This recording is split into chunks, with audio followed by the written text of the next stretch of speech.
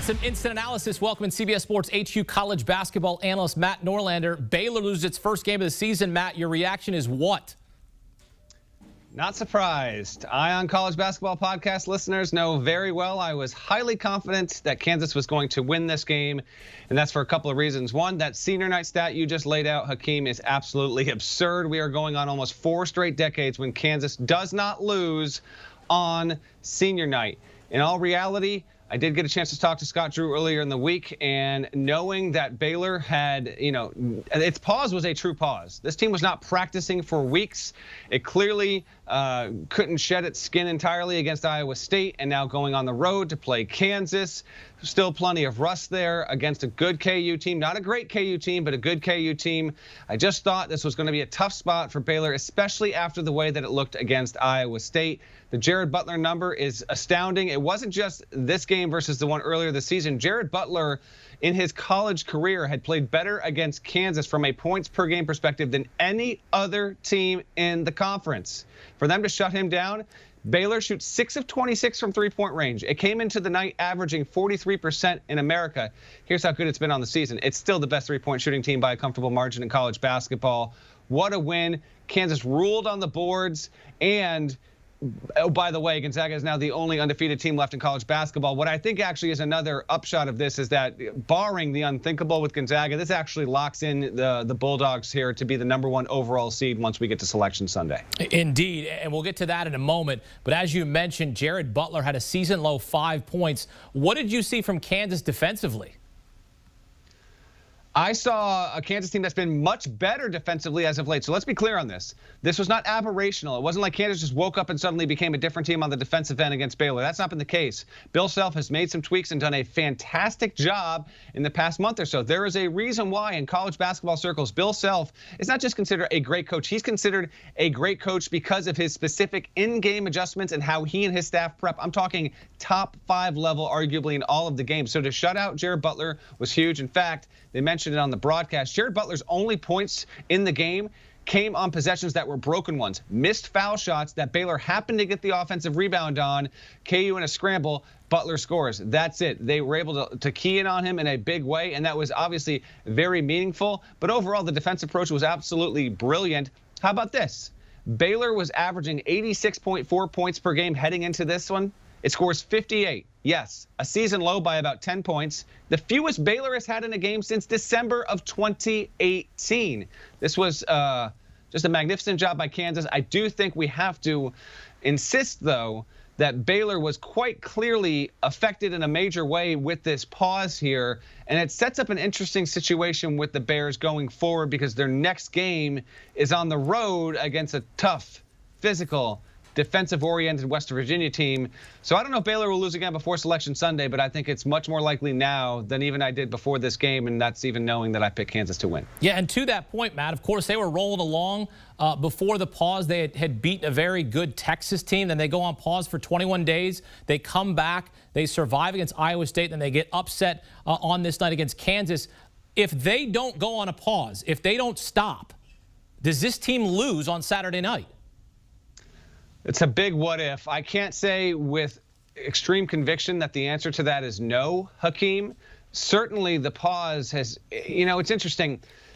We reference all of these metrics all the time, and with good reason, because they can be, fairly accurate, and there's some good empirical value to some of them. But I just think the circumstances surrounding this college basketball season, as they pertain to how teams have had opponents affected, their own seasons halted. I mean, we've seen Michigan, which was on a different COVID pause, by the way, because its players were never sick. It was a different situation in that athletic department. They were forced to shut down. But Villanova was not the same for the first 10 to 12 days after it came off a pause. I mean, Scott Drew told me he called coaches at these programs that had dealt with sitting out for 2+ weeks time just to get some sort of advice. But there's not much advice you can get when you really need to just get the runs in. Like you need to get back into basketball shape, find some kind of rhythm here. So it's going to be a what could have been situation with Baylor and an undefeated season. Not the end of the world. I mean, it's just the first loss. They're obviously secure to get a 1 seed. I mean, it would take losing every game until the Selection Sunday for Baylor not to be on the 1 line. But the big philosophical question or big picture question with the Bears going forward is are they going to be able to regain that form when it matters most, and that's in time for the NCAA tournament? We'll have to wait and see on that. But in the here and the now, they clearly have plenty of work to do. And Scott Drew would acknowledge this. They got plenty of work to do just to get back to that level. What I saw on Saturday night was a team that was just kind of a shell of itself. Shots were falling short. They didn't seem crisp. I mean, I'll put it this way. Kansas looked cleaned up from what it had been a month ago, and Baylor looked clogged up. It's just there's a lot that it needs to fix, and Scott Drew and that staff, they're really, really good. I would expect them to do so. It just might take a week or two to get there. Yeah, they shot just 35% from the floor. They were not good from three at all as well. But still, 18-0 before this loss. Best start in program history for Baylor, and certainly still will be a 1 seed come Selection Sunday in 2 weeks.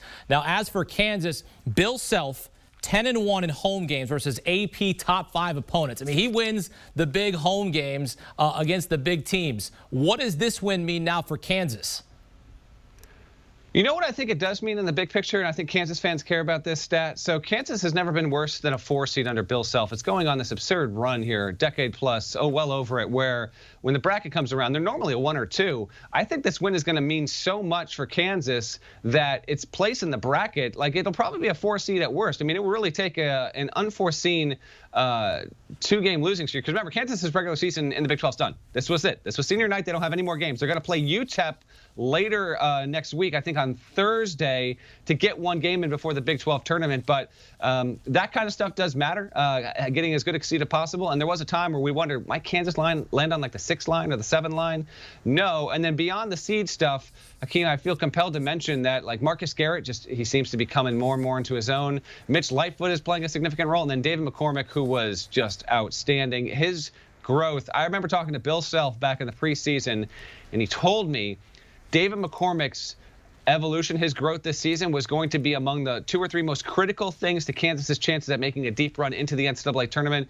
To no surprise, Bill Self was right. When McCormick is good, Kansas can be great, and he was really quite good in the final regular season Big 12 game that Kansas has had. And look out.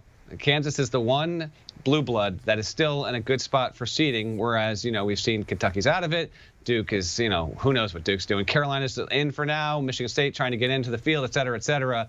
Kansas, all told, it's doing well for itself this season. Yeah, there was chatter, and I remember even asking you if Kansas might miss the NCAA tournament, and you even told me flat out weeks ago, no, they won't miss the tournament. Definitely not missing it now. 6-8 in quad 1 games as they upset Baylor, handing the Bears their first loss of the season. Matt Norlander breaking it down for us here on CBS Sports HQ. Matt, thanks. Want a sports network that delivers everything that matters about the game? The highlights, the picks, the instant analysis. No yelling, no fake debates, no politics. Hit the subscribe button and never miss a moment.